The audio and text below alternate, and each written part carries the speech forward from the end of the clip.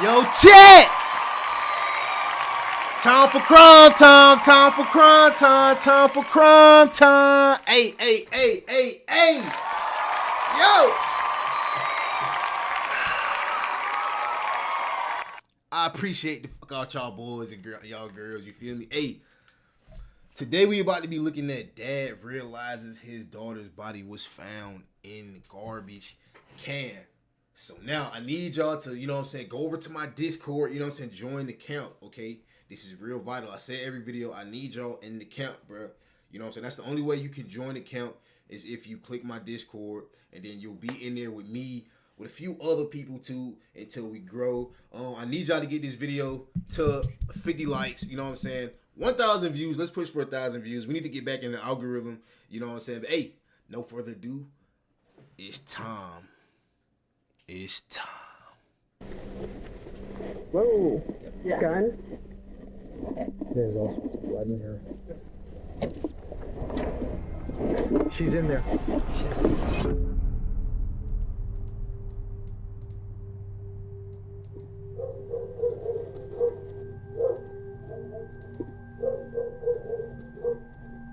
Is that home? What? She here?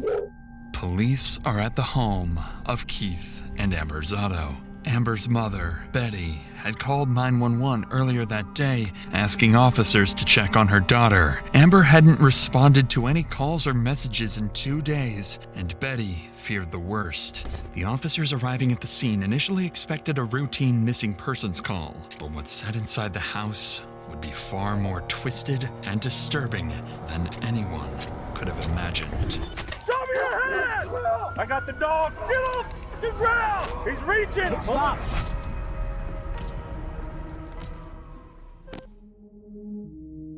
When police first arrive at the Zotto home, they encounter something strange. Only Keith and Amber's children answer the door, claiming their parents are gone and they don't know when they'll be back.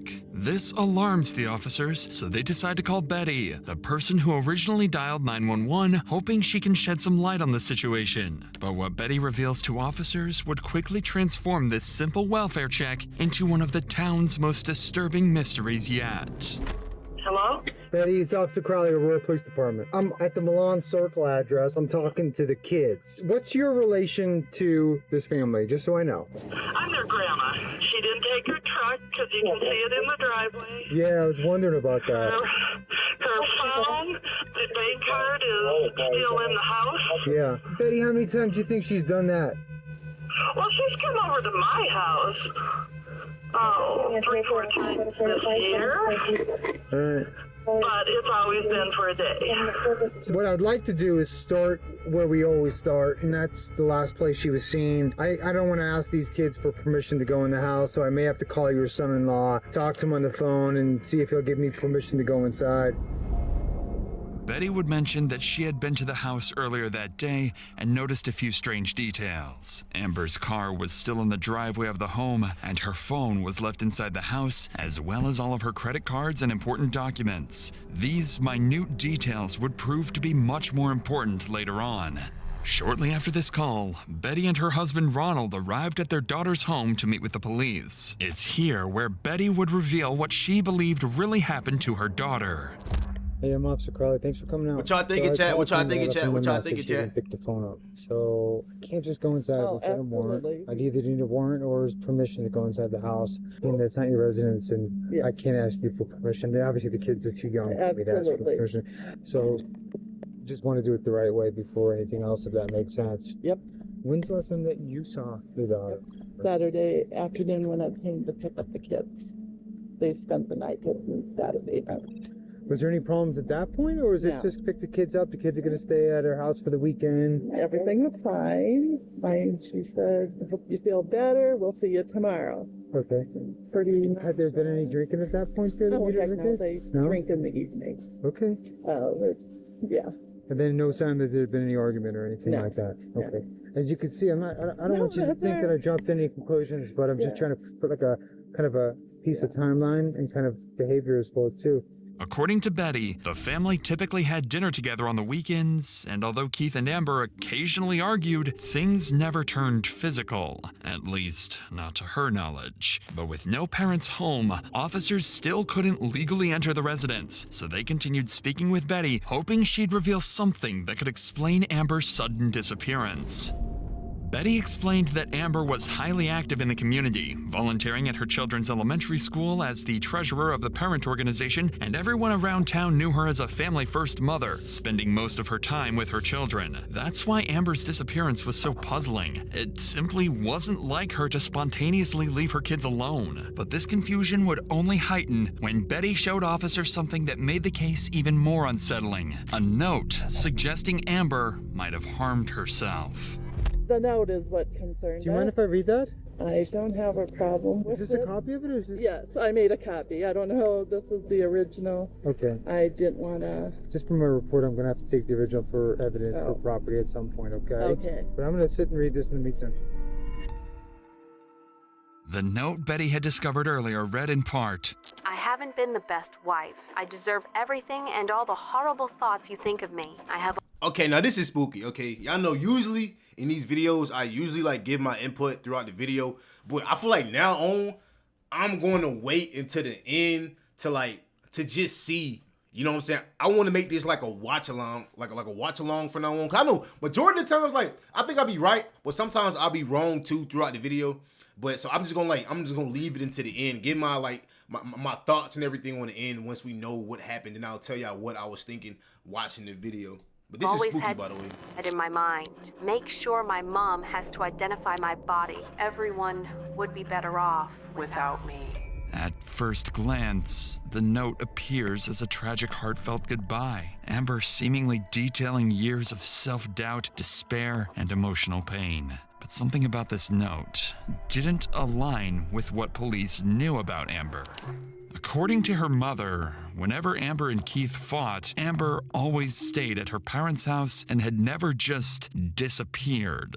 Certainly not without contacting her family first. And although Betty clarified that her daughter had a history of self-harm ideation and emotional struggles, the note's tone sounded off. Especially the disturbingly specific instructions for her own mother to identify her body, which seemed strangely cruel. To investigators, these unusual details hinted at the chilling possibility that the note wasn't exactly what it appeared. They began to suspect Amber might not have written these words freely. Something wasn't right. So based on these signs, officers decided to speak with Betty again, this time on the oddities found inside the note. Do you think it's something that, would he harm her in any way? Would you have any either information or inkling that might happen? No, okay. If she had walked away, I mean, I'm just wondering where else or how far she could have gone. She has walked to our house. We're in 70. Yeah. When she's been drinking and can't. I understand, of course. So she's made I it that agree. far. That's why I'm so concerned. That's right. And that's that's why I searched Sunrise Park, because that's the closest park to here. And I don't know why in my head it's, you're not going to do it in your home. You might do it Yeah. Betty would also find the note strange, but doesn't think Keith would have anything to do with Amber's disappearance. At this point, nothing makes sense. So, without any further clues, officers decide to move to the next step in their investigation, searching the property. As we know, Chat, like I wanna see like, have y'all like my viewers, like, you know what I'm saying? Have y'all ever like been through anything like this? Cause I couldn't imagine going through something like this. Like I've been through situations like where I've lost some of my homeboys and shit, closest friends, through like violence and murder and shit. But like, have y'all ever like witnessed anything like this? Like having to see like one of your people's bodies in a garbage can or something like that. Like, have y'all ever been through like anything as traumatizing as that? Like, comment below. I want to know. I want to see some of y'all stories. without the homeowner's permission, officers still can't go inside the house without a proper search warrant. Fortunately, by using the kids, they were able to get on the phone with Amber's husband, Keith, hoping to get the permission they needed. Dad? The cops are here and they want to talk to you. Is this Keith? Yes, this is Keith. Keith, this is Officer Crowley with the Aurora Police. How are you? I'm alright, boss. How are you? I'd like to go over a couple series of events and then ask you for permission if I could go inside your house. And where we start searches is the last place she was seen, and that would be your house. But I don't have a warrant, and I'm asking you for permission to go inside your house too. Go ahead, man. Luckily, Keith seemed to have no problem letting officers search his home. While one officer continued his conversation with Keith, another would immediately begin searching the property, completely unaware they were both minutes away from uncovering the horrifying truth. But before we continue, it's worth noting that covering stories like this, you realize just how much people are forced to carry: fear, trauma, even the day-to-day burden of surviving. And sometimes that weight shows up in other ways too, like debt. Do you feel crushed by debt? Those high-interest loans, that mountain of credit card debt, or even the overwhelming medical bills? All the debt that has been keeping you up at night could be gone quicker than you think. Imagine Plus Better Business Bureau rate. Get this motherfucking ad out of here. Why would they put an ad in the motherfucking video? I hate when they do that, bro. That said, let's get back to the investigation. Yes, let's get back One of the to it. officers was about to Jesus search the Christ. family's home, with no idea just how close they were to discovering the gruesome scene hidden in plain sight. So Keith gave I verbal. just feel like, bro, like, I knew I said I was gonna wait until the end of the video, like, to give my input so I can let y'all just enjoy the video. But don't y'all like think like if the shit is in plain sight, wouldn't you think that somebody would have smelt something? You know, like, it's not like old fish or old chicken or old grapes, old bananas. It is a dead human body that's probably been sitting there for God knows how long. Like, when y'all, like, chat, like, let me know in the comments, like, when y'all think that they would have smelled something, bro? Like, something ain't consent for us clicking. to go in the house. I'm just gonna go in. If you want to come with me, I will, because I'd like you to show me. Okay. Somebody, a neighbor or something. In the garage. In the That's why garage, they okay. literally live there. Okay, let's start there then. So Keith, in a bigger picture, what's going on? Man, me and Amber drink a lot, and we fight a lot, and she likes to walk away, or actually drive away, and I took her keys from her, so she couldn't drive away. She grabbed her purse, slammed her phone on the ground, and left, and I have not seen her since. Did you actually see her leave, or you just assumed she left? No, sir. I begged her to stay on the couch. We fought a little bit more, and I said, well, whatever, Amber, you sleep out here on the couch, I'm going inside. And I went inside. I don't know, it was like 2 or 3 in the morning, and then when I woke up at 9, 10 o'clock Sunday morning, there was a letter on the fucking coffee table. Has she ever threatened to hurt herself in the past, or was this? Oh, she has. The last 5 years, it's been her go-to. And that's what I try telling Grandma and Grandpa, too, was she does this to me all the time, almost every weekend. She'll leave, and then she won't come back till Monday.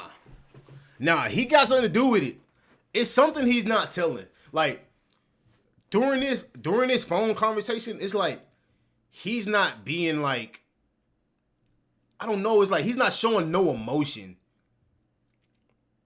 And as soon as the officer was like, you know what I'm saying, has she been suicidal? Has she been talking about this? And he's like, oh yeah, she's been. It's like I don't hear no emotion, no nothing, bro. So I feel like, bro, kind of got something to do with it, bro. Monday or Tuesday, and then my kids get all mad at me because I let her back in. I hope you don't mind me asking you personal questions, but is it possible she's seeing somebody else and she stays there? Oh, for sure she is. She's been, that's another thing. That's why we fight all the time. She's been seeing somebody for about 5 years now. And she don't pay our bills. That's why we always fight, man. Based on Keith and Betty's statements, both were aware Amber had struggled emotionally in the past, but neither realized just how serious the situation had become or how tragically wrong their assumptions would soon turn out to be. Where exactly was the book when you found it? Right here. Okay. And you recognized her handwriting? Yes. Okay. It's unmistakable. Okay. Correct. Okay, this argument, I mean, you guys are arguing about her seeing somebody, or were you guys arguing about lots of stuff?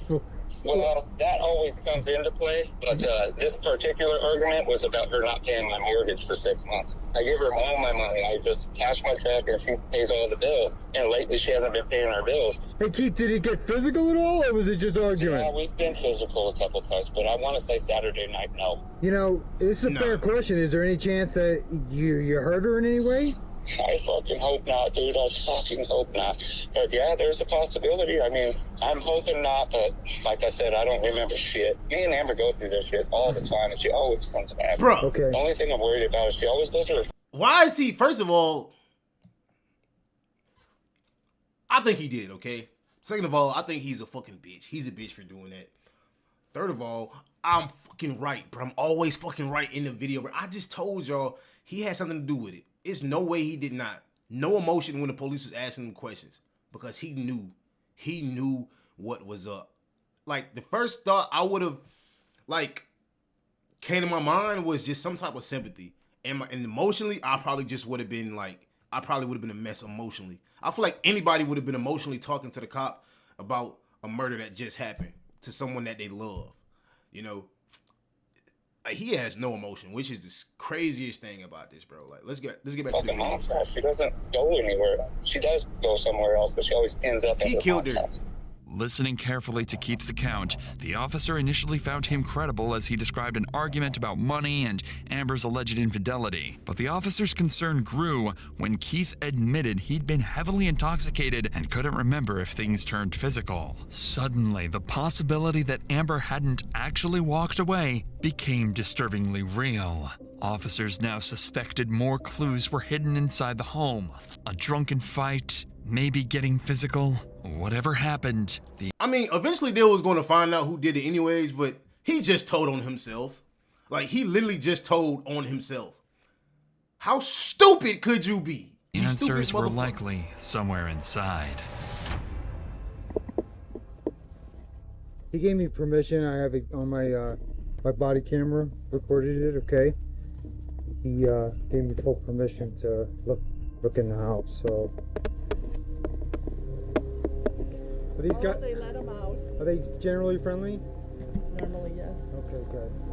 Just because, you know. Did we look in there? It doesn't open. It doesn't look like it's been disturbed because there's debris on the top of it, but you want to work on opening it? Yeah.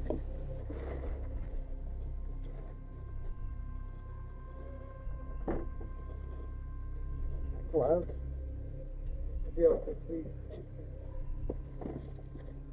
As officers continued their search, their body language indicated something was off. Careful not to alarm the family, neither officers openly acknowledged it yet, but they both recognized the unmistakable stench hanging in the air, the odor of decay.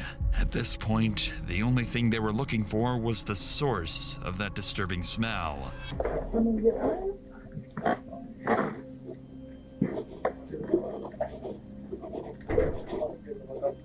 Is that finished off up top? Kind of like a black. No, it's just that. It's right here. Oh. Whoa. Yeah. Gun. Oh. Magazine. Okay. Do we want to call someone? Yeah. 1 second. Oh. Okay. Yeah. This has to be the most stupidest I've ever seen in my life, bro. You hide the murder gun in the trash can, then you hide the body in the trash can. This is top 5 stupidest murderers of all fucking time, bro. Wow. Charles Manson is rolling over in his grave right now, bro. The killer clown is rolling over. Bro, everybody is rolling over in their grave right now, bro.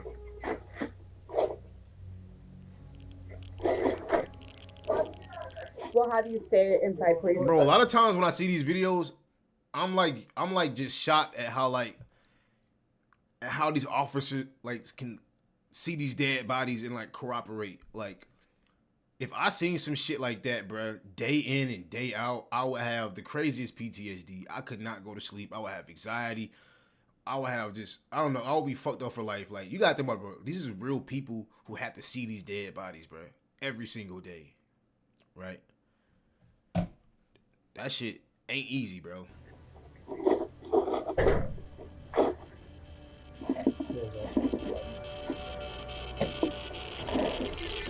She's in there. Jesus Christ, bro. Inside the trash can. You see how she just walked off, bro? Like, see, we need to start praying for one another, bro. Like, for real, bro. Like, now, she probably has the craziest, like, you know what I'm saying? Like, even though I know she goes through it daily, you know what I'm saying? She probably has the craziest, like, stress and PTSD from seeing that. So what we about to do normally, you know what I'm saying? From the norm of what we usually do, we about to pray for the officer real quick. You know what I'm saying? So we about to pray real quick. I pray that the officer finds some type of peace. I pray that she, you know what I'm saying, finds some type of mental help that helps her each and every single day get past the tragedy and crazy things that she sees on the daily on her job. I pray that these officers, you know what I'm saying, aren't traumatized, aren't hurt, aren't emotionally broken by the things that they see. I hope that they heal if they are. In Jesus' mighty name, I pray. Amen. See, that's what we got to start doing for one another. We got to start loving each other. We got to start praying for each other because you never know what people have to do every day. You never know what somebody's going through, and you never know what people have to do. Like medical people, doctors, nurses, hospital people, cops, firefighters, everybody, bro. People, even people in the hood who got to see dead bodies. You know what I'm saying? Who have to see dead bodies. Not a choice. They live there. It's hard to get out. They're seeing dead bodies on the daily. You have to see. You have to like. You have to kind of like not see, but you have to like pray for people's mental health and just everything about them, bro, because you never know what somebody's really going through, bro. So prayers up for everybody who's going through some tragedy, who's seeing things that they have not supposed to see. You know what I'm saying? That's fucking their minds up. You know what I'm saying? Just prayers out to them. Let's get back to the video. In the garage was a gun, and underneath that was Amber's decaying body with a gunshot wound to the head, discarded with the rest of the garbage. This was now a crime scene, and police immediately began to suspect that this was far from self-inflicted. But when I searched the house, my fear was, something funky. I looked in that trash bin. Okay. There was nothing in it. Okay. Well, when was that? When did... I was here about 9 a.m. Okay. There was not. Wow, bro. I would have noticed that. Okay. The top was the carpets, and because of the smell, I literally I'm just going to see forensic files. It was not there. So somebody's been here. Okay. And the kids were sleeping, and they are unaware of being here. Okay. But so somebody did that. Okay. Ready? Partner, what's your first name? Ron. Can you get the kids and just go wait in your house? Strangely, although Betty had noticed the same foul odor of decay earlier, she didn't realize its implications, instead believing, or perhaps choosing to believe, that all this concern was simply because of the firearm police discovered in the trash can. Betty didn't know it yet, but her statement would soon cast serious suspicion on her, making detectives question whether she herself had played a role in Amber's death. For now, though, officers had to secure the area and move Amber's family away from the gruesome scene. I don't want the kids to see. I mean, this isn't missed. So if you lift here, I mean, obviously there's a gun there, but if you lift here, you can see her foot. She weighs about 160, 170 pounds. Right there, where your hand is. See, there's the body. Yeah. So I called Reno. He's calling MCU, and I know he sent you too. While officers waited for the Major Crimes Unit to arrive and process the scene for forensic evidence, they began to grapple with several troubling inconsistencies surrounding Amber's family. Keith had admitted to being heavily intoxicated the night Amber disappeared. He couldn't say for certain whether his argument with Amber had turned violent, only that things had gotten heated, and that much of the night was a blur. But Keith wasn't the only one officers considered a suspect. Amber's mother, Betty, claimed she had checked the trash can earlier that morning and had seen no sign of Amber's body or the gun. Yet, Just hours later, both appeared right there in plain sight, exactly where she swore she'd already searched. Even stranger to officers was Betty's demeanor. Despite the horrifying situation unfolding around her and the possibility that her daughter had taken her own life, she remained unusually calm, at times even casual. And then there was the note. Supposedly written by Amber, its wording struck investigators as strange, too composed, almost performative. Still, in a situation as dark and desperate as contemplating suicide, people sometimes write in ways that defy logic or expectations. Nah, everybody's weird at this point to me, bro. I can't lie. The only person that doesn't seem weird to me is the dad, but he still kind of give me weird vibes, like, because he's not even emotional. Like, I feel like if it's your daughter, you would have some type of emotion, bro. Somewhere you would show something, bro. It's like nobody's showing nothing, bro. Nobody, like, literally nobody is. Like, so I feel like everybody knows what's going on. Nobody just wants to say anything, if that makes any sense. At this point, everyone's stories seemed suspiciously incomplete, and anyone could be responsible in the eyes of detectives. Investigators started realizing that Amber's murder might be far more complicated than they initially thought. So, to investigate these disturbing possibilities, police knew they'd soon need to sit down with Amber's family and carefully interview each member to uncover who might be hiding something. But before doing that, officers needed to finish one crucial step: a final, thorough search of the Zotto home, carefully looking for any signs of violence or attempted cover-up. And sure enough, it didn't take long before they started noticing blood spatter throughout the house. So a lot of these carpet pieces now, I wonder if the carpet went all the way back. Or, I mean, I didn't see like spatter. I know, right? So the book was right here. There was space open with the last page showing, and that bill was on top of it. No red pen.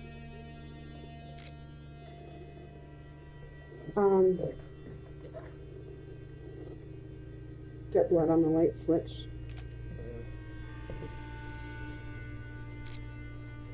We've got a lot of blood on the sink. Bro, so yeah, this happened everywhere in the house. We left it the way we found it as well, too. So I'm thinking it was a huge fight, and it was fighting all over the place, and blood got everywhere. Or either she was trying to escape, and she left blood everywhere. That's what I'm getting from this.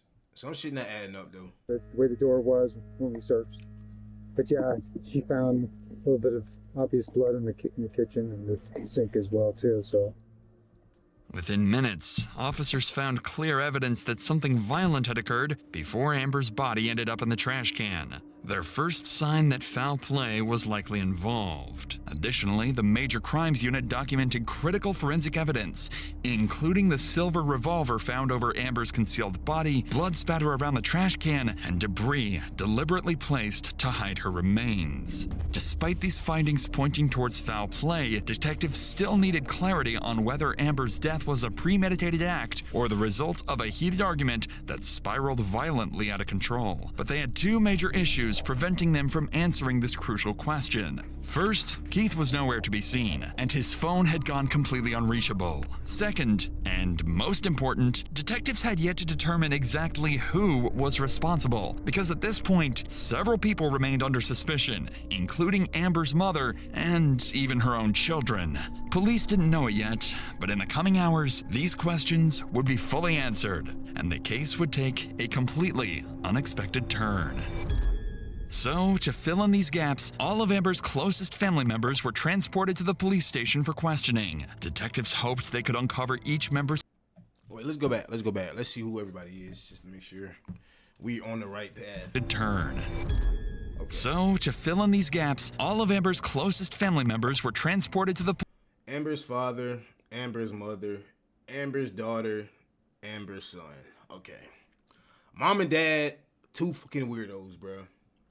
No emotion. Look at the dad, look at the mom, bro. This is what I've been saying the whole video, bro. This is what's really creeping me out. They know what's going on. I can kind of feel it, bro. I can kind of feel it. Maybe I'm wrong. Let me know if I'm wrong. Comment below, Griff, you are wrong if I am wrong. police station for questioning. Detectives hoped they could uncover each member's potential motives, credibility, and who was hiding secrets, and finally reveal who might actually be responsible for Amber's murder. I don't want to falsely alarm you, but I also believe in being as honest as we can with loved ones. We may have found Amber. No. Yeah, but we're not completely sure yet, Ron. Just do it. Just do it. We're not pointing fingers or making accusations at this time, but is there any reason Keith would hurt her? The first time he showed emotion. No, I really don't. I wish I could tell you more. I don't. Either accidentally or intentionally, would he hurt or kill her? If he were to mistreat her, would she protect him? She probably would. So I went out there and I seen the letter, or it was a 4.5-page note. And it's very important. I looked in that trash bin. Okay. It had an ungodly trash odor, honestly. But I tried to, there's some carpet squares were on the top. I tried to lift up, make sure there was nothing under it. Okay. Not that, I don't know what I was expecting, but I did. So I absolutely looked in that bin. Okay. That'll be important. And didn't see anything, and I went out. Let's talk a little bit about, I guess, the fighting and do you know why?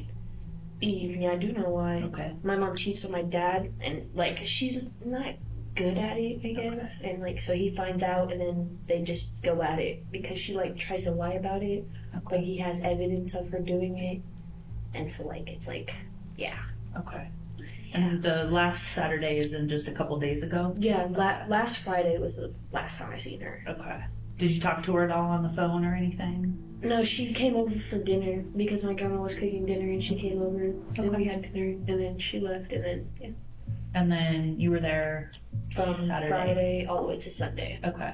After speaking with Amber's family, investigators finally had some clarity. Betty remained adamant she'd checked that trash can that morning, insisting the gun and Amber's body weren't there, which made her case seem more suspicious. Meanwhile, Amber's father, Ronald, was shocked by his daughter's death and found it was hard to believe Keith was capable of harming her.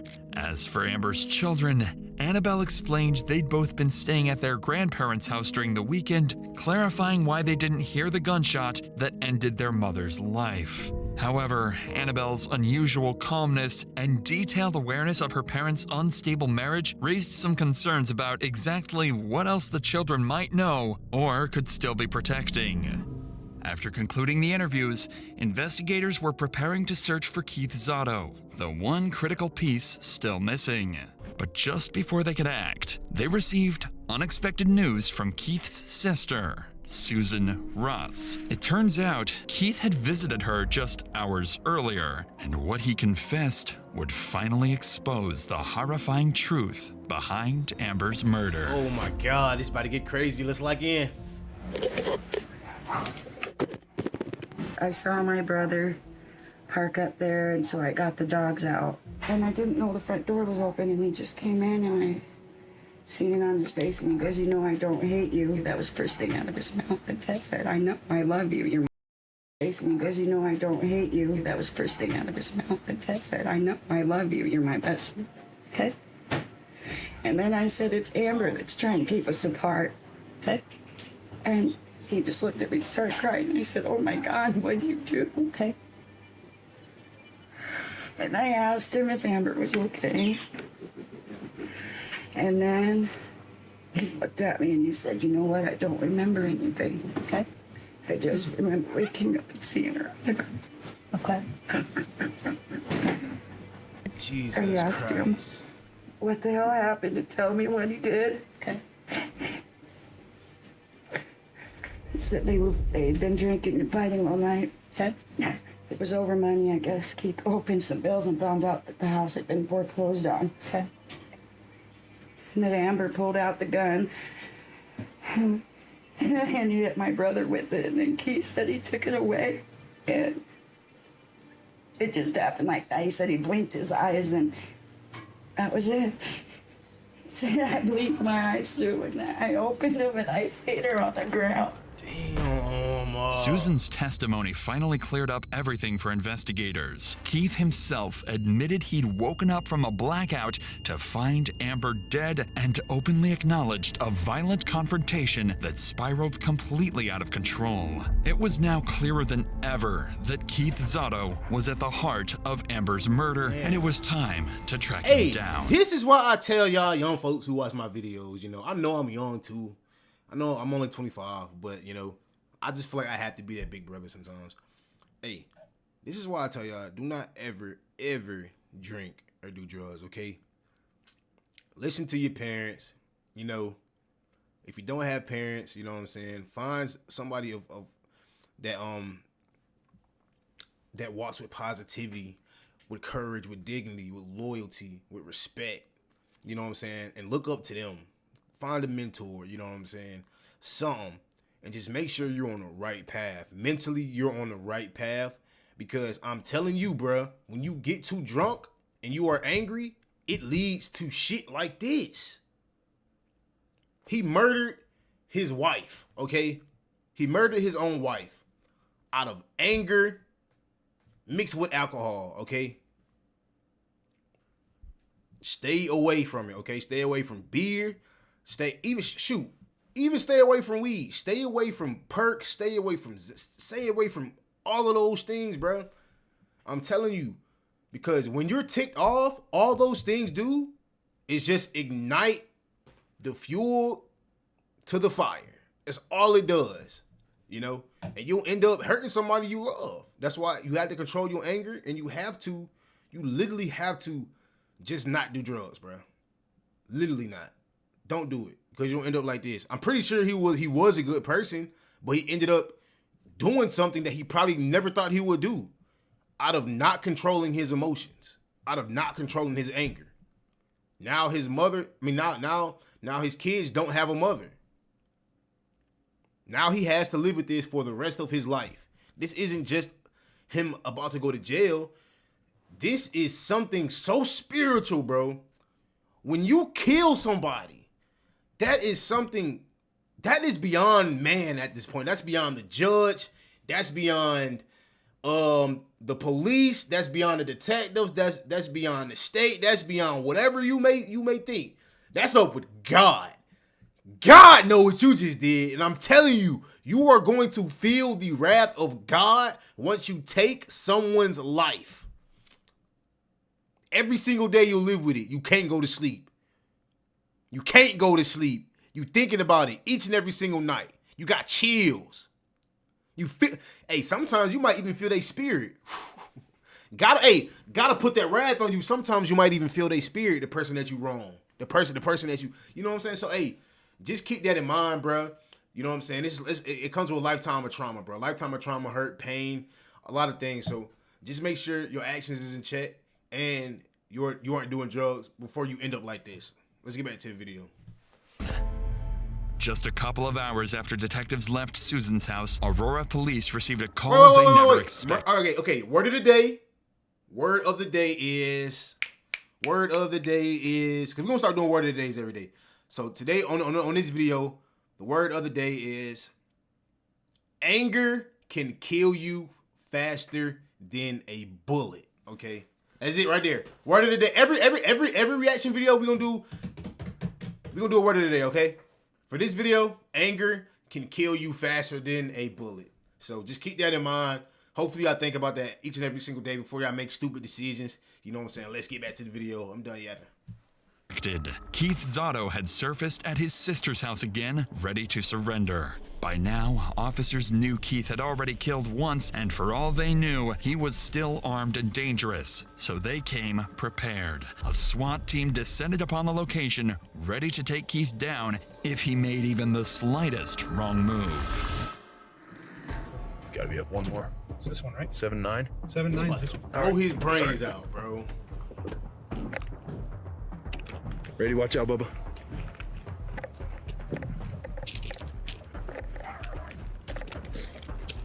Show me your hands! Front door. Ma'am, come to me. Going out. I see him. I see him. Come to me. Going out. Turn right. Point to me. Come to me. I got a guy out. Got that. Hands up. Everybody hands up, please. Very good. Walk to my voice. Go hands up. Stop. Just you. Just walk towards me, nice and easy. Okay? All right. We'll talk to you in a... No, we're not. We're not going to hurt him. Okay? Walk towards me.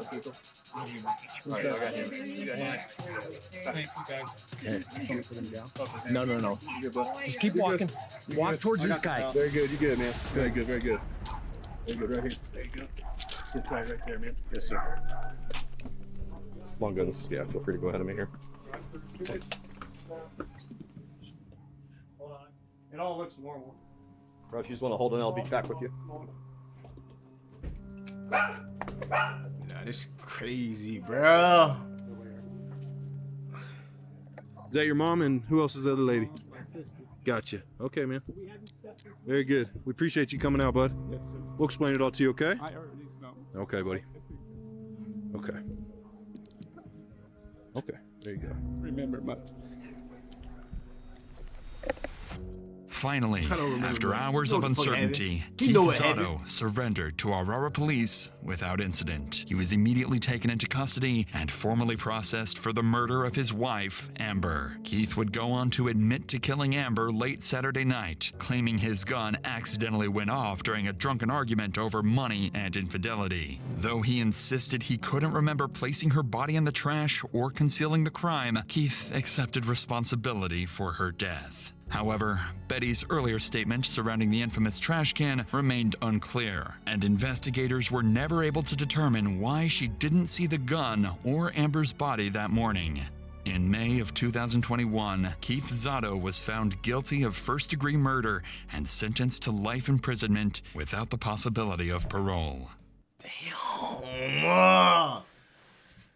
Fuck. Yeah. Chat, make sure y'all like, comment, subscribe. Let me know how y'all feel about this, bro. This is one of the most saddest stories we reacted to, you know what I'm saying? Let's get this video to like 50 likes, 1,000 views. Sound off in the comments. Let me know how y'all feel about this. Until next time. Hey, don't forget, word of the day, anger could kill you faster than a bullet. You know what I'm saying? Keep that in mind, bro, okay? Because you never know what'll happen. Once you kill somebody, bro, once you physically harm somebody and they got to deal with that for the rest of their life, you had to deal with that for the rest of your life. And you might as well be dead already. You know what I'm saying? Anger kill you faster than the bullet. I love y'all so much. Griffpierrehk gang, we out, bro.